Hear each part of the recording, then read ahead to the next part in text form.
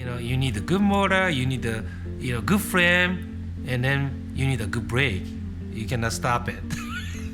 Well, I think basically the wiring of a restoration is pretty simple. It's plugging light-colored wires into connectors and continuing the circuit as it originally was.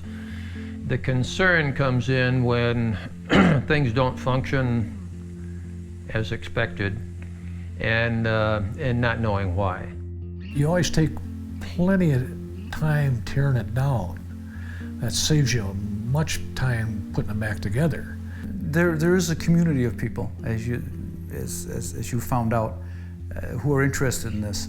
And after a while, you begin to meet these people in this community that exists.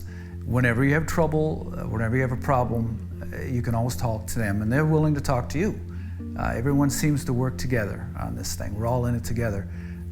What decal goes on that? I don't remember. Let's call so-and-so. And it's kind of a collusion of what everyone knows. So.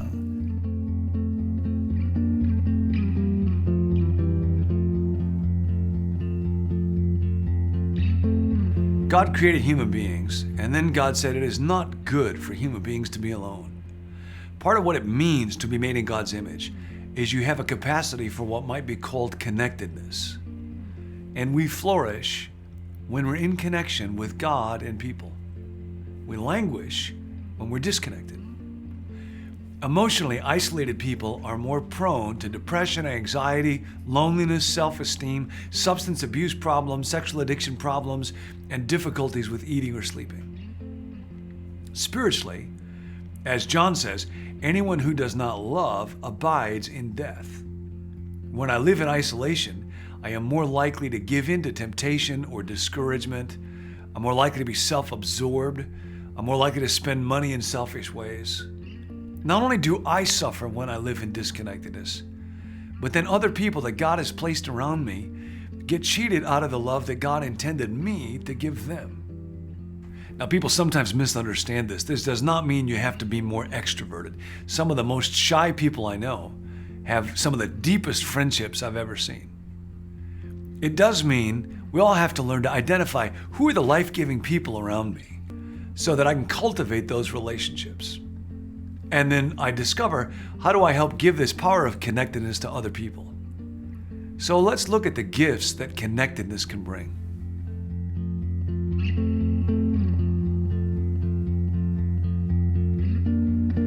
Mostly, love is something you do, not just something you feel. The circle of connection is marked by servanthood. Paul said, "You, my brothers and sisters, were called to be free, but do not use your freedom to indulge the sinful nature. Rather, serve one another humbly in love." Because that's what makes the kingdom, when people serve one another. A son drives for 5 hours to be with his mom on her birthday. A friend mentions a book he's interested in, and his friend remembers and finds a copy to give to him for no reason at all. A middle-aged couple see a young husband and a wife with little money out to eat, and they secretly pay their check. Father knows how much his daughter likes having a clean car, so he sneaks over to wash it for her by surprise. People in a small group email each other all through the week as a way of expressing caring. A wise person I know once said that just as the 3 laws of real estate are location, location, location, the 3 laws of relationship are observation, observation, observation. People who give life to you are people that actually notice you. They know what you love. They know what you fear. When I work to really notice somebody, then love for them grows. When I work to really observe another person, in that self-forgetfulness and that focus on the other, my own soul flourishes.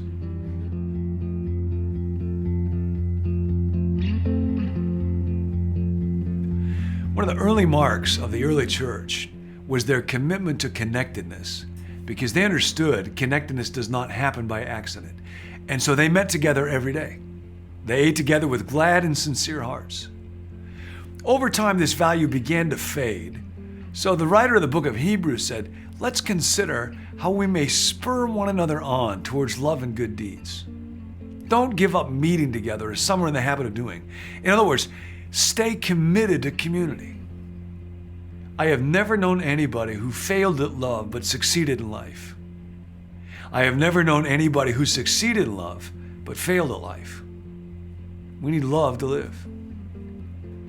And every day, everybody you know faces life with eternity on the line. And life has a way of beating people down. And every single life needs a cheering section. Every life needs a shoulder to lean on once in a while. Every life needs a prayer to lift them up to God. Every life needs a hugger to wrap some arms around them sometimes.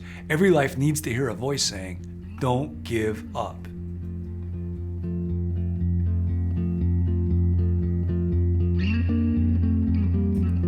Paul said, "Let no debt remain outstanding except the continuing debt to love one another.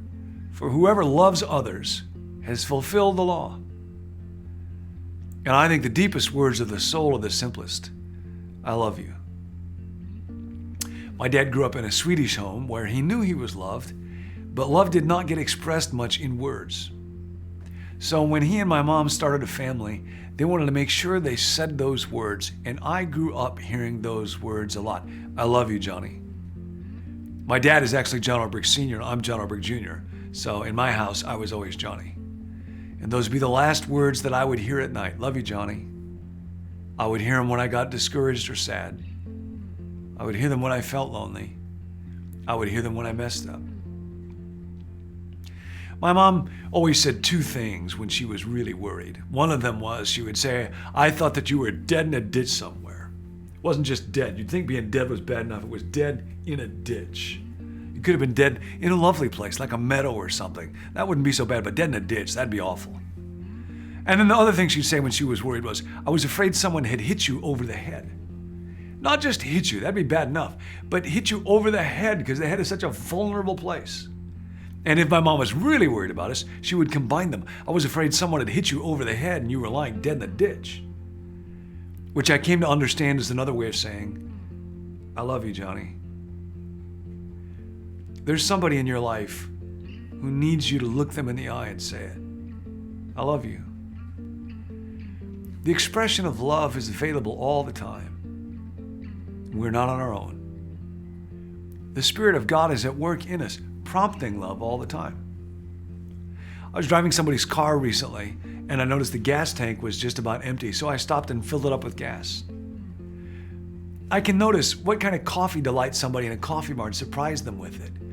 I can let somebody who is obviously in a hurry cut in front of me at a grocery store when I'm not rushed. I can notice something admirable about one of my kids' friends and write a note to their parents to congratulate them. Every moment is an opportunity to practice a gesture of love.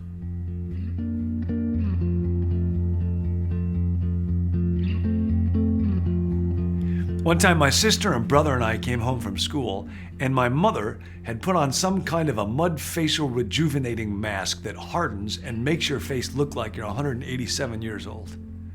She had wrinkles and cracks and looked like something out of a science fiction movie. And we said, "Mom, take that off your face. It looks terrible." We were just little kids then. My mom looked at us sadly. "Children, I can't take it off. I haven't put anything on my face," she said. "This is a skin condition. It just happened today. I don't like it any more than you do. I went to the doctor and he said there's nothing that can be done. This is it. I will always look this way." "Mom," we said, "stop teasing us. It's not funny. Take it off now."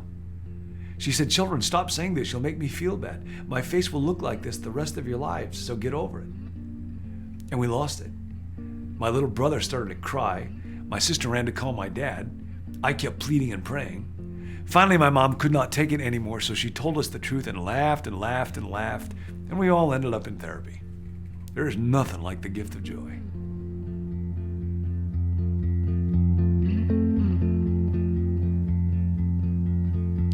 When our family moved from Illinois to California, our oldest daughter was entering college and wrestled with having not just to leave the family, but then having all of us leave the home where she'd grown up. And she told us an unforgettable metaphor that a very wise friend used to explain her situation. It's like she's getting into her little boat, he said, sailing away from the dock, and then she finds out her dock is going away too. It's hard to be a little boat going out to sea when you have no more dock to return to. I looked over at Nancy. She was immediately thinking of her own life growing up. In her family, there was lots of independence early on, but not so much all-togetherness. It's like, I got a boat right away, she said, but I never had a dock. I was struck by the opposite. In our family, we prized closeness, but independence was the bigger struggle. I had a great dock. I just never got my own boat. When you were born, God gave you a boat, your life, designed to be an adventure for all your days on earth. And God created a dock, the family, that could be a place of safety and security that gives us the courage to sail. That's God's gift to us. One day God said to the angels, I have an idea. I'm going to create the family. And an angel says, what is it? It'll work like this. Adult people will sign up to take care of a tiny little stranger. The angel asks, are they going to get paid? No. Actually, that little stranger is going to cost them a lot of money. Not only that, that little stranger won't even be able to talk at first. It'll just cry and scream and smell bad, and you'll have to guess why. It will make you lose sleep. It will make messes all the time that you have to clean up. It'll be utterly vulnerable. You have to watch that child 24 hours a day, 7 days a week. And then when it's 2, that little stranger will be able to say words like no and mine, and will throw tantrums. And then I'm thinking about inventing puberty. Not too sure about that one yet, but if I do, they'll get these strange things called hormones that will go crazy. Odd things will happen to their bodies. They'll get pimples and their voices will crack and their limbic systems will melt down. Then they'll grow up, and just when they're mature and beautiful and interesting and able to contribute, they'll move away. That's the idea. What do you think? The angels shuffle around, look at their feet. Who's going to tell them? Lord, why would anybody sign up for that? Why would they do it? And here's where God really gets excited. They won't even know why. They'll just look at that little body, those little hands and feet, and they'll think that that tiny little stranger is beautiful, even though he looks like every other baby and all babies look like Winston Churchill. And then one day that little stranger will smile just at them, and they'll think they've won the lottery. One day that little stranger will say, Dada and Mama, and then those little arms and hands will open up. Reach out and wrap around that neck. And it's going to feel to that grown-up like for the first time they understand why arms and hands were created. Because what it's really all about is just grace. And children, the new generation, will learn that they're prized and belong before they have ever done a single thing to earn it. And the old generation will learn that when they give, they receive. And when they give the most, they receive the most. And then one day, when I tell them, human race, I'm your father, you're my daughter, you're my son, they will get it, and they'll be undone.